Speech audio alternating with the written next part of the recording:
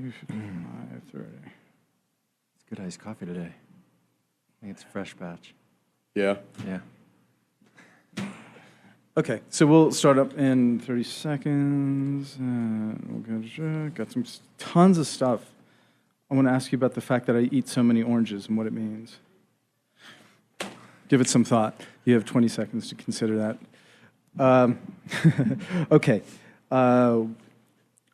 4, 3, 2, 1.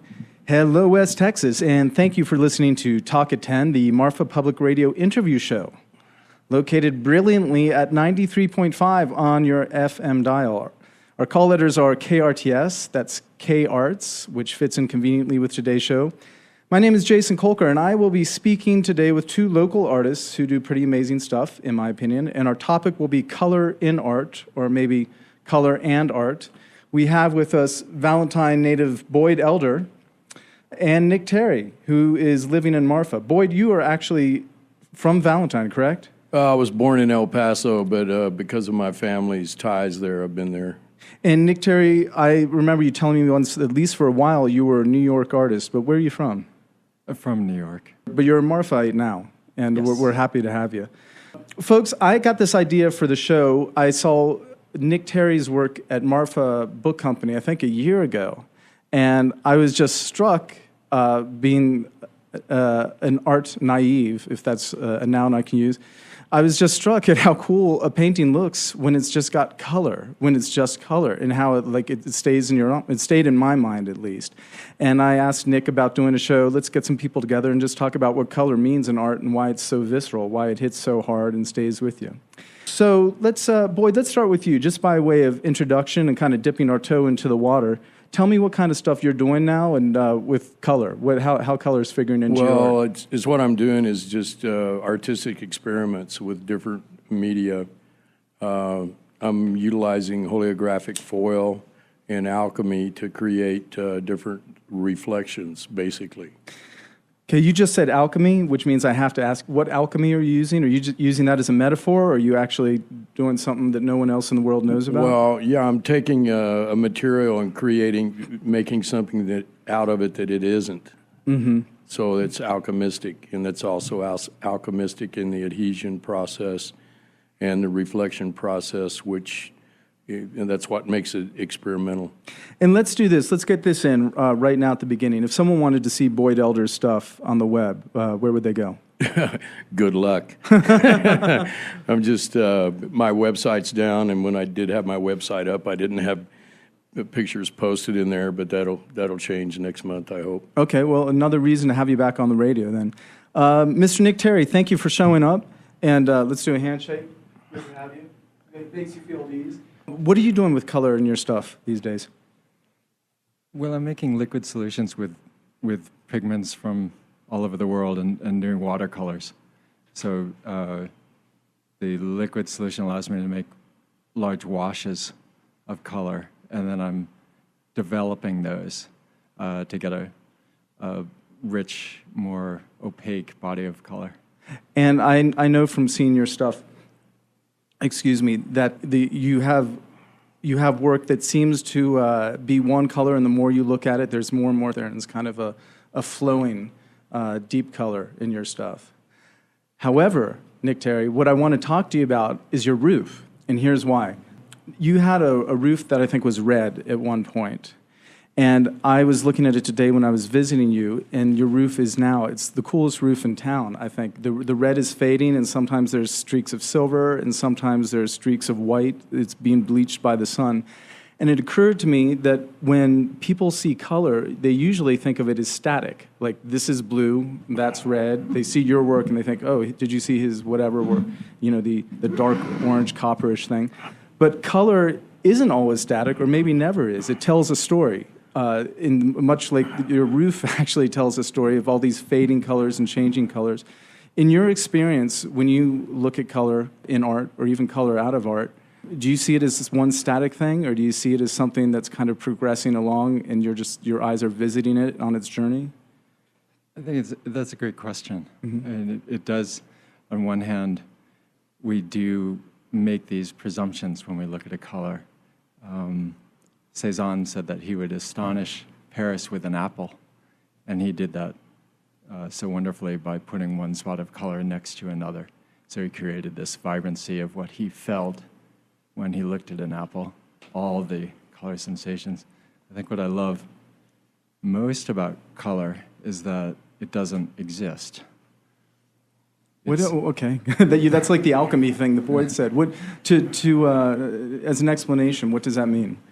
Well, it doesn't exist outside of our minds in a way.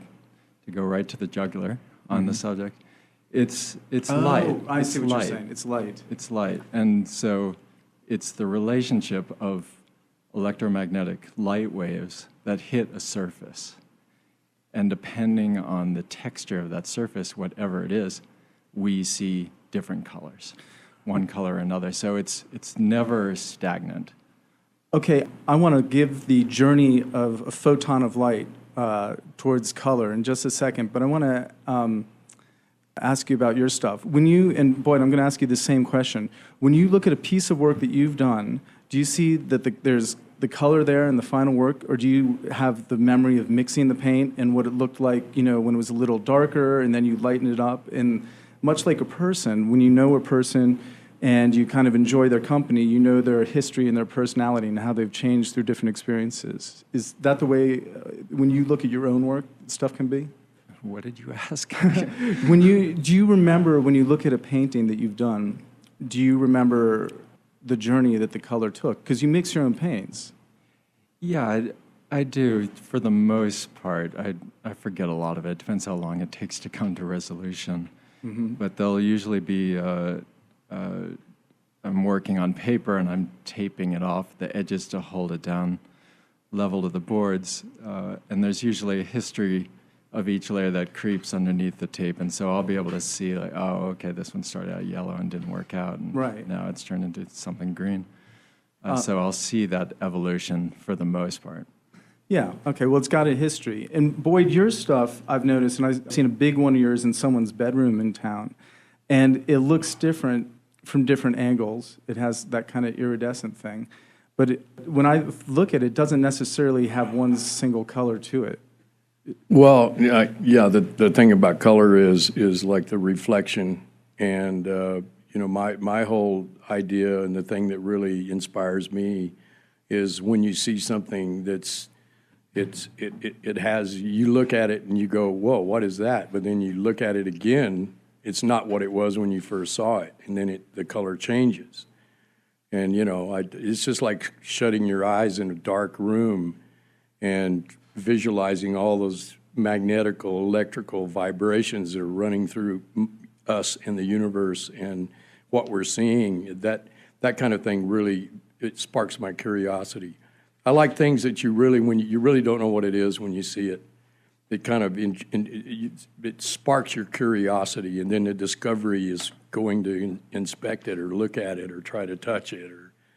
Yeah, and I think that's what I really love so much about Boyd's recent work, is that it is all about this light reflection, and you see the whole spectrum of colors that are available, but it's all because of the angle that you're seeing it at, the type of light that's hitting it. It's all about this light refraction. Yeah, like your piece is the dark, warm, like consuming all color, attracts you to it. Your curiosity makes you want to go closer, look at it, and then and to discover it, and then to have that process happen over and over. And I love I love making art when I do it, but then when I'm finished with it, I have to get it out because I'll wind up messing it up.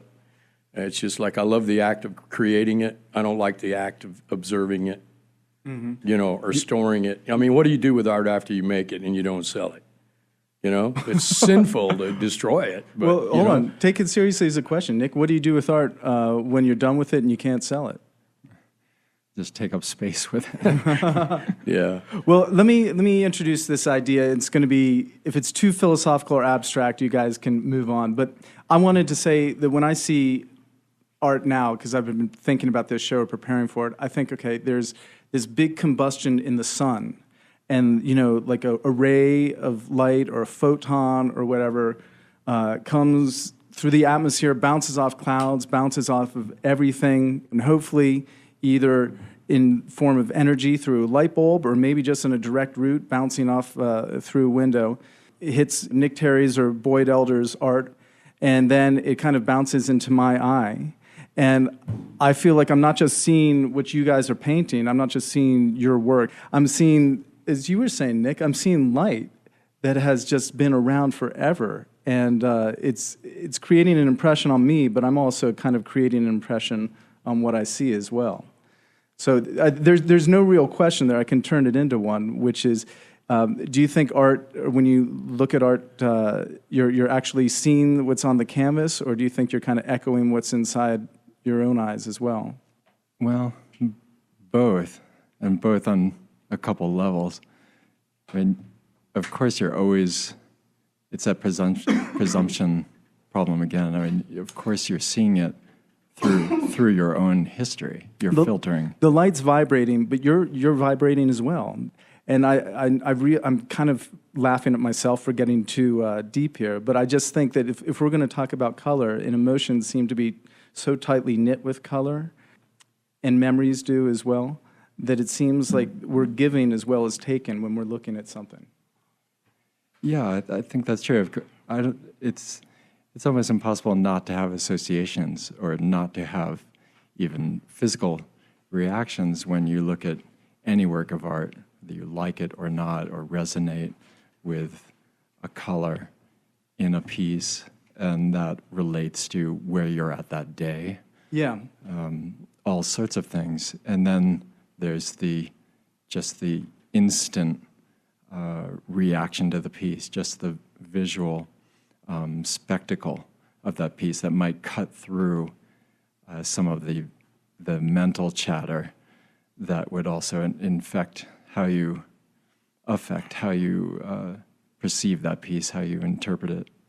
A woman named Elizabeth Barton, who I don't know, but maybe you guys do, said the following quote. I just took this off the web about an hour ago. She says, "The term redshift has been used by astronomers since early in the century. They noticed that the light spectra of distant galaxies shifted toward the red end of the spectrum. I suggest that as memories about events recede, their color shifts as well towards warmer tones." Well, I mean, you have to consider any light we have, light from stars, light from our sun. Mm-hmm. That light is thousands of years old, and it's also traveled the vast distance to get here. So, and you have to realize we're only seeing a certain spectrum of color. Mm-hmm.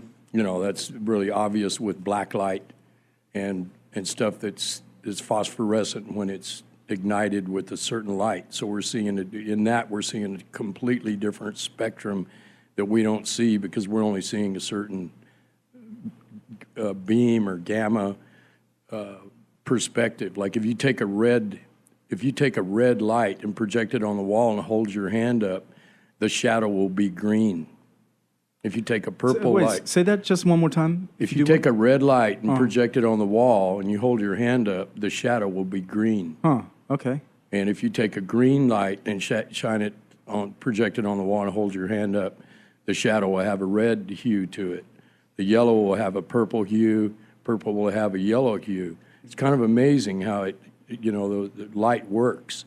And it's all reflection. I mean, without reflection, absorption of the colors and then reflected, if it's black or white, black absorbing all color, white reflecting all color.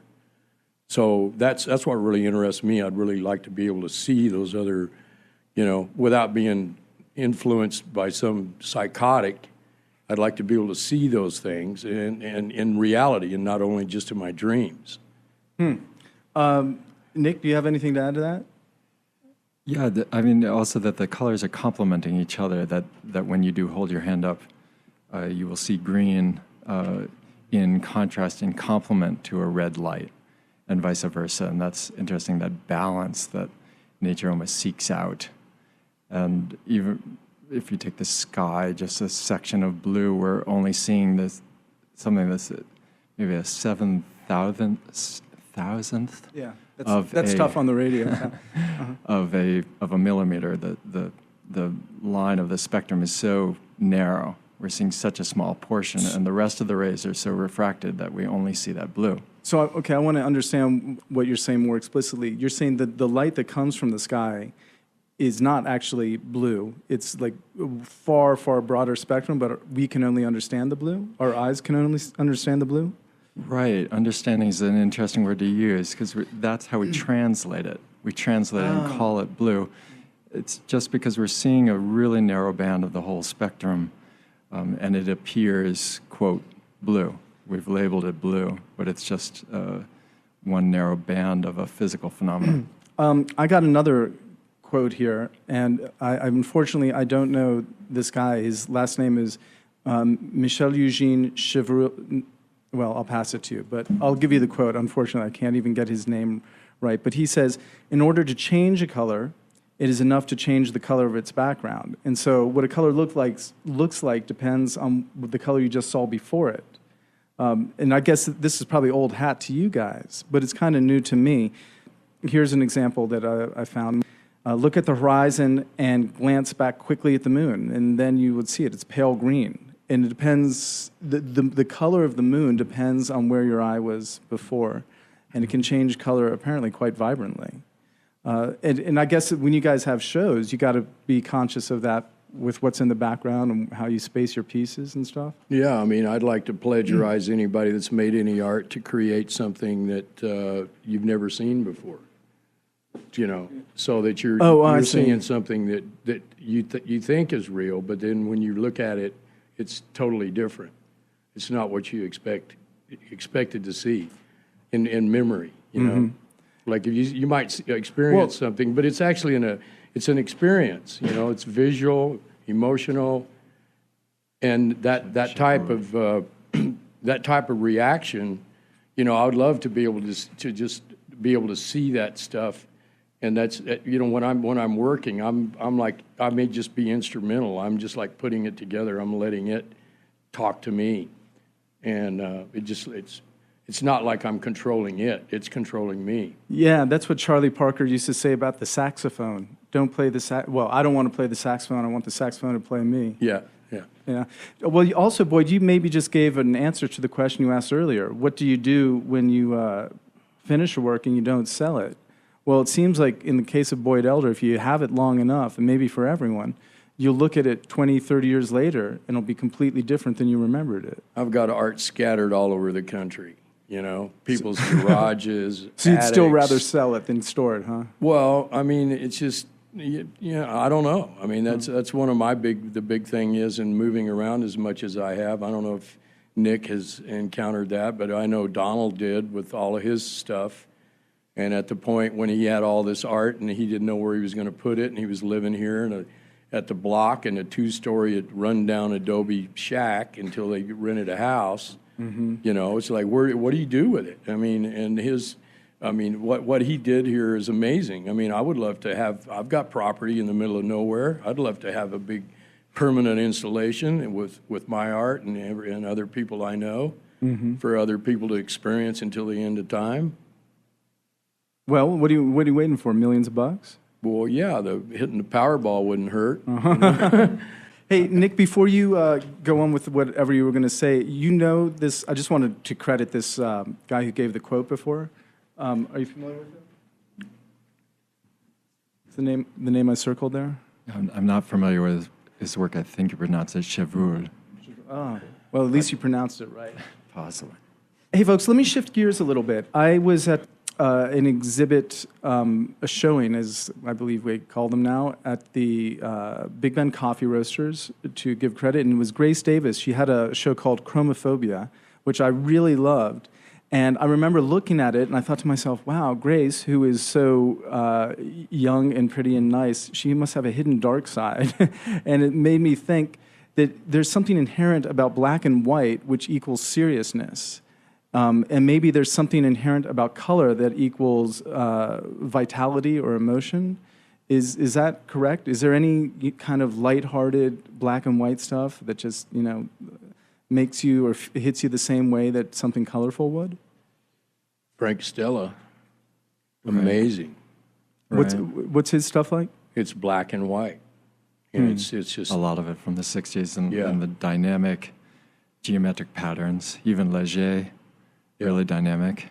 So it's context, proportion, the use of juxtaposition of the colors that can make it exciting. Playing devil's advocate. Yeah. I mean, of course, the associations with the yellow are going to be much cheerier than grays. There was a movie called Chromophobia in the mid '60s, in Right. '66. Do you know about this? Yeah. Yeah. This guy, somehow color is taken from this town, and the whole town is in black and white. They're playing with the film and stuff, and everyone gets depressed without fail. This kind of universal effect.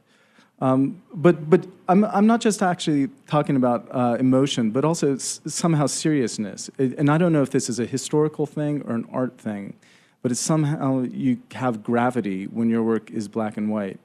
Or maybe that's just me. Is that true for artists as well? I don't know what you mean by gravity. Do you, Nick? I mean, Well, I guess you mean a heaviness. Gravitas, yeah. A kind of not an uplifting, cheery. Well, I associate it with, news photos even still tend to be in black and white, maybe for no good reason. It makes you think that something is old because there was obviously a time when color couldn't be reproduced like black and white could.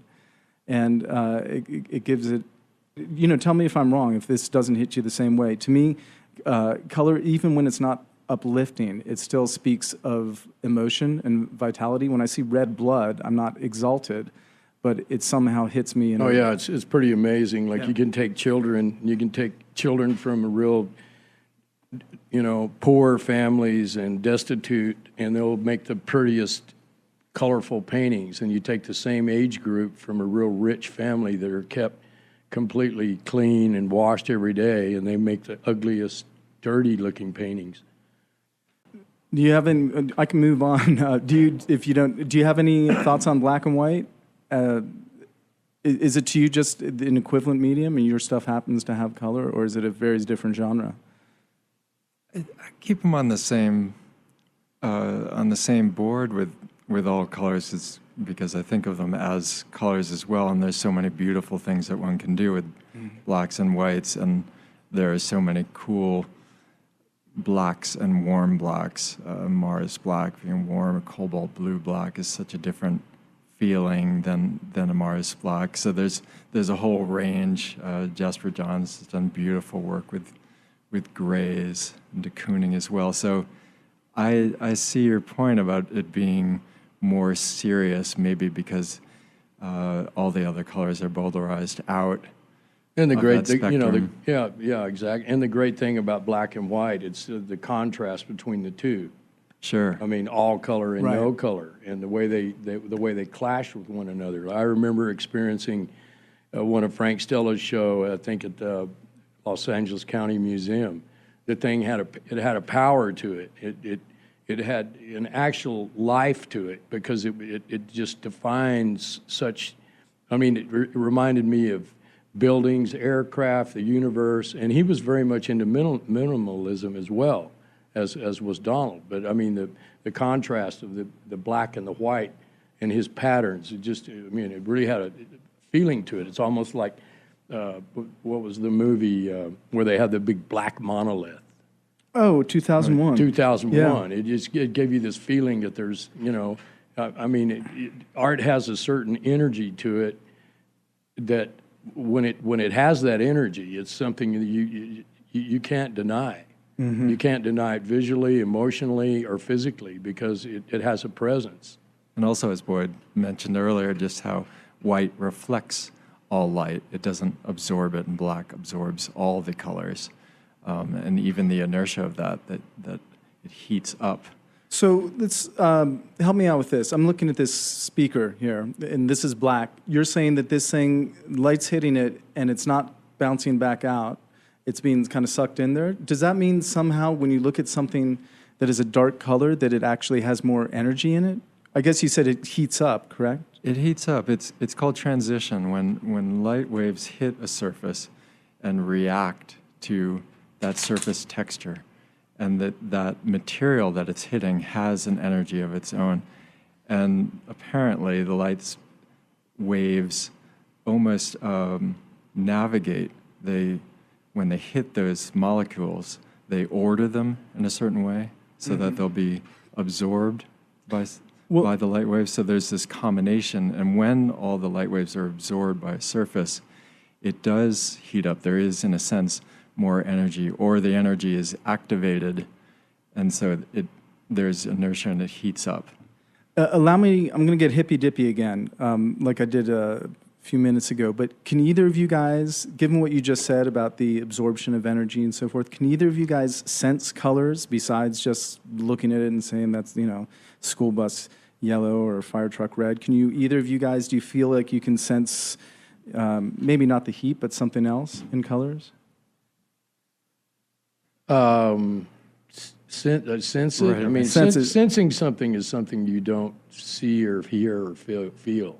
Mm-hmm. You Can't if describe. sense something. I mean, you can imagine, right? Mm-hmm. It's just like if you have a box of paints, you can make black, but if you don't have white, how do you make white?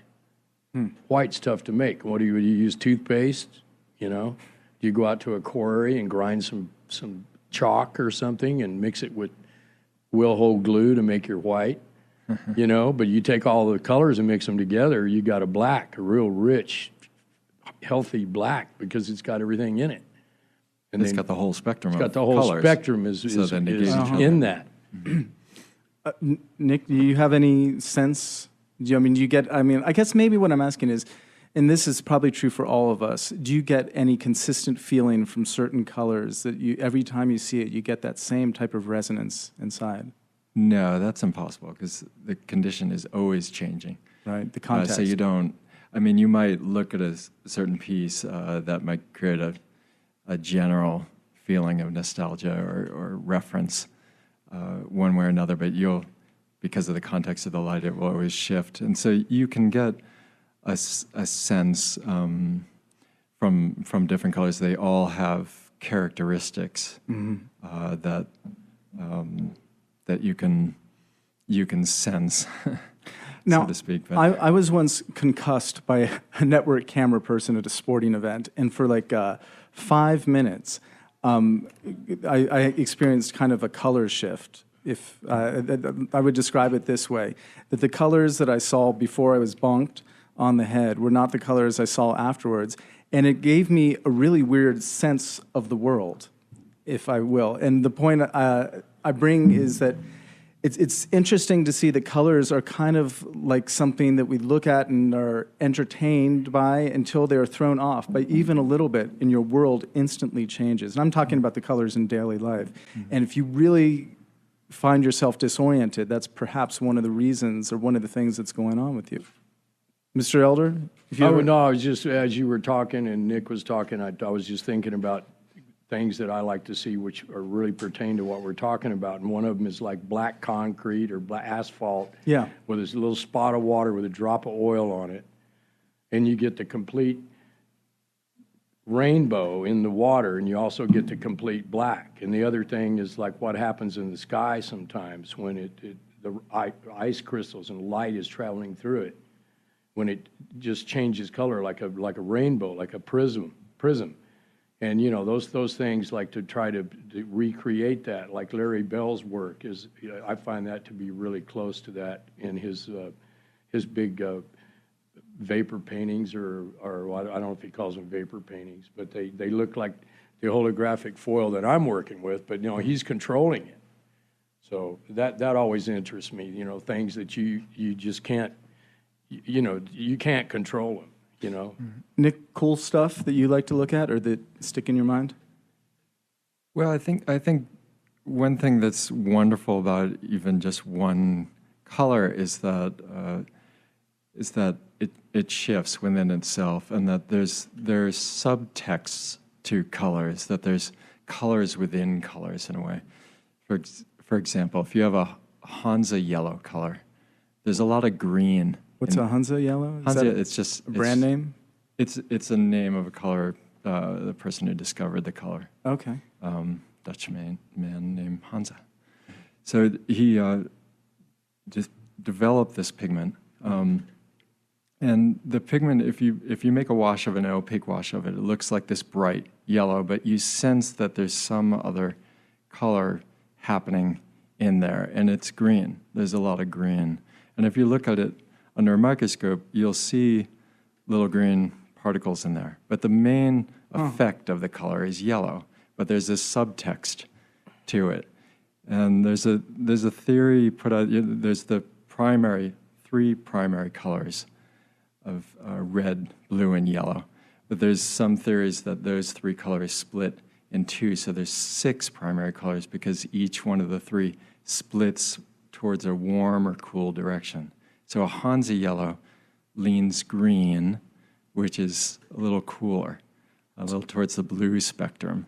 So there's things going on in any single color. They're not stagnant. We don't have a lot of time left, but you just really piqued my curiosity. Did Mr. Hansa then see a color that no one on Earth had ever seen before? Well, I guess a lot of people discover colors. Chemists might stumble upon them, and Hansa yellow looks like a cadmium yellow, but it just has a different property in it. It's got more green in it than a cadmium yellow. He was just lucky. He mixed some color up and figured out a way to put it in a tube and name it after himself. Yeah. So look, Great money-making It scheme. might have looked like that on a birthday cake when somebody did or mixed their icing together with food coloring. have either of you, you think, discovered a color? Something that you put on a canvas or what have you, and you think, God, no one has ever had this in the world before. Well, the problem with Because musicians discover sounds all the time. Yeah, but the problem I have with my creation is someone says, "Well, send me a slide or email me a picture of it." Well, come look at it because it's not going to happen. Because it's so you can't use a flash because then you get a big hot spot. Yeah. One of the best ways I've found to photograph them is with one candle in a dark room and a time exposure. But still, you're not seeing the object as it really is.